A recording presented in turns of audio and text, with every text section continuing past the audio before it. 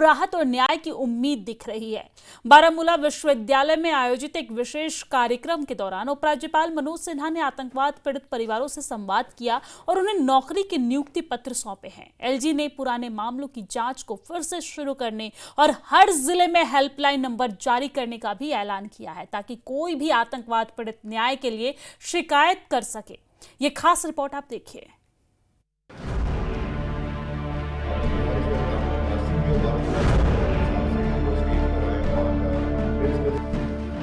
Baramulla university में उपराज्यपाल मनोज सिन्हा ने आतंकवाद से पीड़ित परिवारों से मुलाकात की। ये वो लोग हैं जिनके अपने आतंकियों की हिंसा में मारे गए और सालों से दर्द और अनदेखी झेलते रहे। एलजी मनोज सिन्हा ने इन परिवारों से बात की, उनका हाल जाना और उन्हें सरकारी नौकरी के नियुक्ति पत्र सौंपे। ये पत्र उनके परिवारों के लिए सिर्फ नौकरी नहीं बल्कि उम्मीद बनकर आई, क्योंकि ये पहली बार थी जब प्रशासन की तरफ से आतंकी पीड़ित परिवारों से मुलाकात की। दर्शकों से चुपचाप दर्द झेलते परिवार अपना दर्द सुना रहे हैं। नियुक्ति पत्र बांटते हुए एलजी मनोज सिन्हा ने हर संभव मदद देने का आश्वासन दिया। नियुक्ति पत्र के साथ साथ सरकार ने हेल्पलाइन नंबर भी जारी किए ताकि पीड़ित अपनी समस्याएं सीधे प्रशासन के सामने रख सकें। कार्यक्रम में एलजी मनोज सिन्हा ने बताया कि 90 के दशक से जुड़ी सैकड़ों शिकायतें सामने आई, जिनमें न तो एफआईआर दर्ज हुई न ही कोई कार्रवाई हुई। कई मामले में आतंकियों ने लोगों की जमीनें और संपत्तियों पर अवैध कब्जा भी किया। अब प्रशासन ने ऐसे मामलों की पहचान शुरू कर दी। जमीनों को खाली कराने की प्रक्रिया जल्द शुरू होगी। एलजी मनोज सिन्हा ने कहा कि अब कोई मामला दबाया नहीं जाएगा और हर शिकायत की जांच तेजी से की जाएगी। मामलों में एफआईआर नहीं हुई, उन मामलों में एफआईआर दर्ज की जाएगी और कार्रवाई की जाएगी। पांचवा फैसला ये तय हुआ कि ऐसे लोगों की प्रॉपर्टी भी आतंकवादियों ने कब्जा करनी है, उस प्रॉपर्टी को भी मुक्त करा करके जिनकी प्रॉपर्टी उन्हें दिया जाएगा। वो भावुक पल जब आतंकी पीड़ित परिवारों को नियुक्ति पत्र बांटे जा रहे थे। परिवार वालों की आंखों में आंसू थे और चेहरे पर साफ दर्द झलक रहा था। लेकिन एलजी मनोज सिन्हा ने उस नैरेटिव पर भी सवाल उठाया, जिसमें पाकिस्तान समर्थित आतंकवादियों को विक्टिम की तरह पेश किया जाता रहा। उन्होंने कहा कि यह नैरेटिव सिर्फ कश्मीर में नहीं बल्कि विदेशों तक फैलाया गया, जिससे वास्तविक पीड़ितों की आवाज दब गई। अब सरकार इस नैरेटिव को चुनौती दे रही है और हर उस व्यक्ति पर कार्रवाई की बात कर रही है जो आतंकी भाषा बोलता है या समर्थन करता है। कारोबारियों ने एक नैरेटिव चलाया था कि पाकिस्तान समर्थित आतंकवादी असली विक्टिम आम कश्मीरी जिनको इन आतंकवादियों ने मारा वो सिर्फ एक सरकारी आंकड़े बनकर रहे। एक और नैरेटिव चलाया जाता था, पुलिस और आर्मी ये अग्रेसर है और पाकिस्तान समर्थित आतंकवादी ये विक्टिम। यह नैरेटिव सिर्फ जम्मू कश्मीर में नहीं चल रहा था बल्कि पाकिस्तान की स्टेट मशीनरी और कश्मीर में दहशतगर्दी के सौदागरों के सहयोग से झूठ का प्रचार विदेशों में भी किया जाता था। एक अहम पहल के तहत एलजी मनोज सिन्हा ने पुलिस को निर्देश दिए हैं कि वे उन पुराने मामलों को दोबारा जांचें जिनमें पीड़ितों को न्याय नहीं मिला। कई परिवारों ने बताया कि उनके अपने मारे गए लेकिन आरोपी खुले आम घूमते रहे। एलजी मनोज सिन्हा ने कहा कि अब उन मामलों की फाइलें दोबारा खोली जाएंगी, जो भी दोषी पाएगा उन पर कानूनी कार्रवाई की जाएगी। ऐसे पुराने केसेस जिसमें न्याय नहीं हुआ है उसमें दोबारा इन्वेस्टिगेशन तेज गति से होगा। मैं आपको विश्वास दिलाता हूँ कि वह दिन समाप्त हो गया जब दुर्दांत आतंकी के परिवार वालों को नौकरी मिलती थी।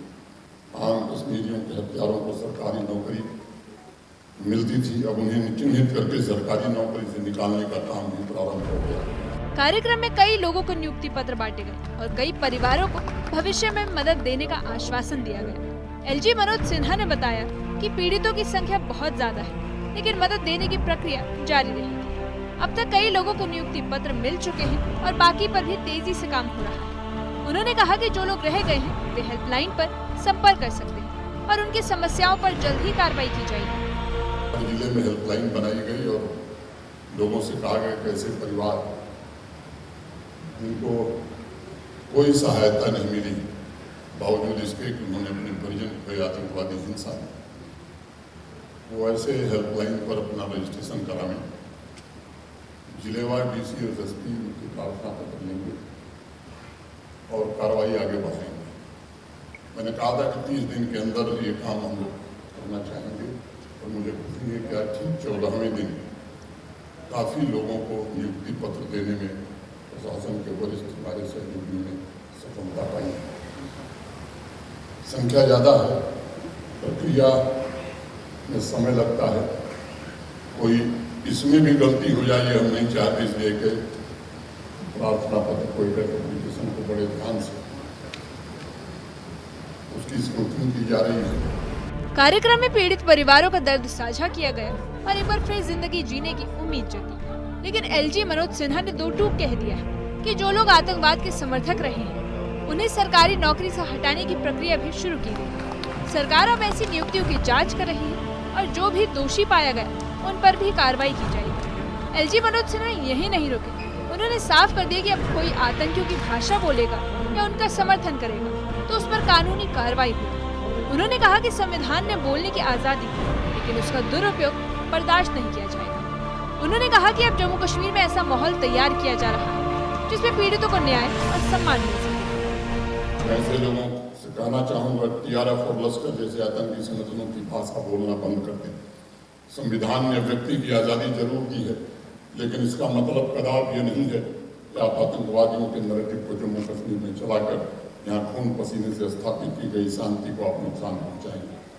संविधान में ऐसे व्यक्तियों की सजा का भी प्राविधान है और लोग अगर टीआरएफ की जुबान बोलेंगे तो उन पर कानून के तहत कानून सम्मत कार्रवाई भी जरूर की जाएगी। चंद ऐसे लोग हैं जो आतंकी मुल्क पाकिस्तान के इशारे पर अभी भी टेरर इकोसिस्टम को ऑक्सीजन और खाद पानी देने का काम कर रहे हैं। मैं उनसे भी कहना चाहता हूँ, बहुत हो गया। मुझे लगता है कि जम्मू कश्मीर को आतंकवाद से मुक्त बनाने के लिए इस संकल्प जम्मू कश्मीर के आम नागरिकों ने 22 अप्रैल के बाद जो ताकत दी है, इससे मुझे मेरा भरोसा हो रहा है। एलजी मनोज सिन्हा ने जो नियुक्ति पत्र बांटा वो सिर्फ एक पत्र नहीं, बल्कि एक वादा है, इंसाफ का, सम्मान का और एक नई शुरुआत। दशकों तक अनदेखी झेलने वाले आतंकवाद पीड़ित परिवारों को सुना गया, साथ ही उनकी परेशानी का हल भी निकाला गया।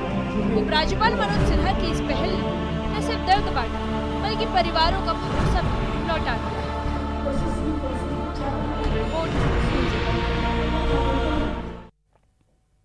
बारामूला में वो लम्हा बेहद भावुक रहा जब नियुक्ति पत्र पाने से पहले इन परिवारों ने उपराज्यपाल मनोज सिन्हा से मुलाकात की और सालों से दिल में दबी अपनी पीड़ा और जख्मों को शब्दों में बयां किया है। किसी ने पिता को खोया तो किसी ने बेटा को। इन परिवारों की आंखों में आज भी वो मंजर ताजा है जब उनके अपनों को पाकिस्तान समर्थित आतंकियों ने बेरहमी से मार डाला है। एलजी ने न सिर्फ उन्हें सुना बल्कि उन्हें भरोसा भी दिलाया है कि अब न सिर्फ न्याय मिलेगा बल्कि सम्मान के साथ एक नई जिंदगी भी शुरू होगी। आइए देखते हैं ये खास रिपोर्ट।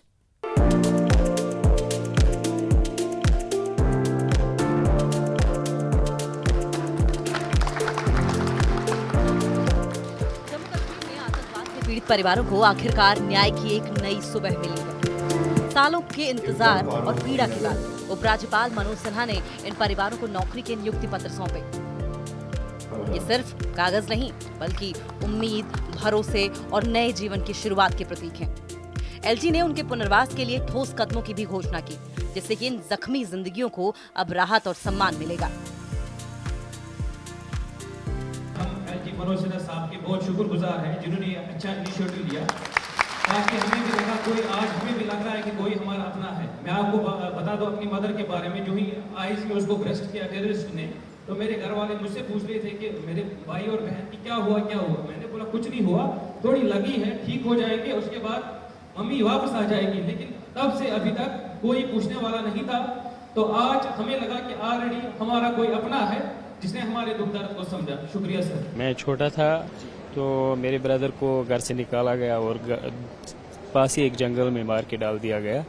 जबकि उस वक्त सोशल मीडिया का मतलब इतना नहीं था इन्फ्लुएंस, तो क्या हुआ कि मतलब 4-5 दिन हमें लाश नहीं दी गई। ऐसी दहशत का मतलब माहौल था कि मतलब कोई जंगल की ओर नहीं जा सकता था। तो बाद में ऐसा हुआ कि मतलब पुलिस और फौज की सहायता की वजह से मतलब वहाँ पे गए लोग, फिर उसको वहाँ से मतलब वो लाश लाई गई और उसको दफनाया गया। जैसे कि मैं बहुत छोटा था। मैं सालों से कश्मीरी आतंकवाद का शिकार होते रहे हैं। ऐसा ही एक परिवार गुलाम हसन का था। जब उसने आतंकियों को खाना और पनाह देने से मना कर दिया तो आतंकियों ने उसे और उसके 3 बच्चों को गोली मारकर लहूलुहान कर दिया। रविवार को गुलाम हसन की पत्नी रजा बेगम उपराज्यपाल को आप बीती सुना रही थी तो उनकी आंखें भी आंसुओं से छलक उठी। उसने बताया कि उनका परिवार कुपवाड़ा के लीलम गांव में रहते हैं। 1999 की उस रात आतंकियों ने उनके दरवाजे को खटखटाया और कहा कि उन्हें खाना बना कर दो। गुलाम हसन मजदूरी करता था, उसने आतंकियों को खाना देने से मना कर दिया। इससे आतंकी नाराज हो गए और उन्होंने अंधाधुंध गोलियां चलानी शुरू कर दी। इसमें राजा बेगम के पति गुलाम हसन लोन, उनके 2 बेटों जावेद अहमद लोन और इरशाद अहमद लोन और बेटी दिलशादा की मौके पर ही मौत हो गई। आतंकियों की इस गोलीबारी में उनकी एक बेटी पाकिजा और बेटा मोहम्मद अब्बास बच गया। किसी ने भी उनकी कोई सहायता नहीं की। खेतीबाड़ी करके अपने बचे हुए 2 बच्चों का पालन पोषण किया। बेटा 8वीं तक ही पढ़ा, कोई रोजगार नहीं है। अब बेटा मजदूरी करके ही परिवार चला रहा है। उनका कहना है कि 26 साल से उसे कोई न्याय नहीं मिला। उन्होंने उपराज्यपाल से मदद की गुहार लगाई।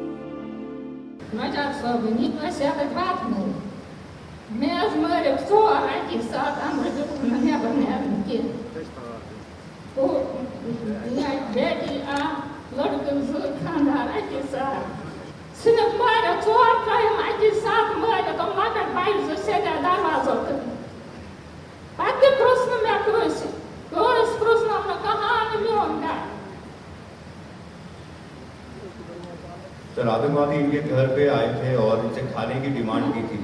खाने की डिमांड पूरी न करने पे इनके हस्बैंड को, इनके 2 बेटों को और इनकी बेटी को एक साथ उसी समय पे मार दिया था। इनके परिवार के 4 लोगों को खाना न देने की वजह से आतंकवादियों ने उनके सामने मारा और वहां से चले गए। और आज ये अकेली उनके बच्चों को पाल रही है और अपने परिवार को आगे चला रही है।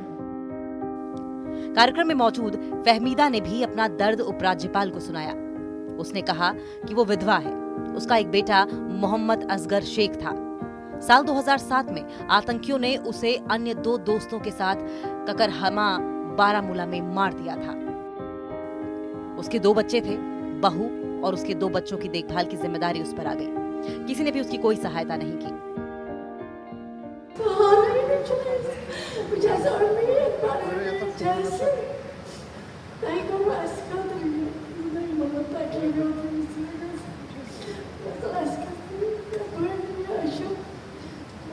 सर, ये कह रही है इनका एक ही बेटा था जो शहीद हो गया और उसके बाद इनकी बहू और उनके बच्चे हैं इनके साथ। इनके हस्बैंड की भी ऑलरेडी डेथ हो चुकी थी।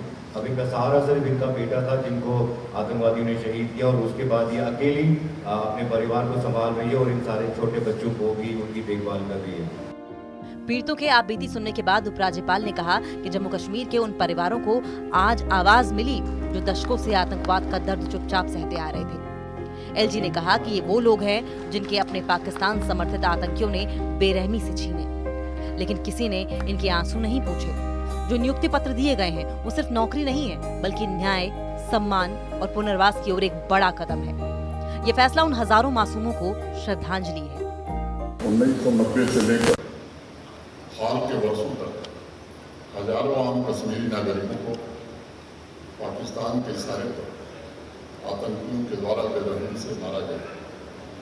उनकी मौत सिर्फ एक घटना बनकर रह गई थी। इन्हीं परिस्थितियों में इन्हें जानबूझकर दबाने की कोशिश की गई। उनकी मौत पर घर वालों के आंसू पोंछने की जरूरत नहीं आती।